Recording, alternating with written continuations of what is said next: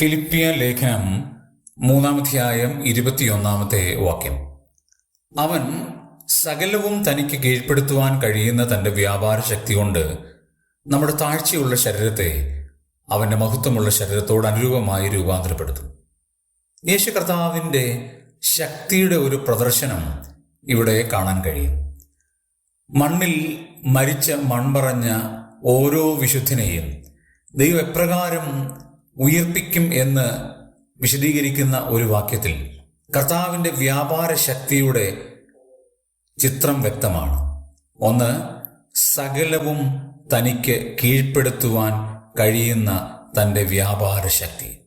ആ ശക്തിയെ ദൈവത്തിൻ്റെ ആത്മാവ് വിശേഷിപ്പിച്ചിരിക്കുന്നത് സകലവും കീഴ്പ്പെടുത്തുവാൻ കഴിയുന്ന ഒരു ശക്തിയാണ്.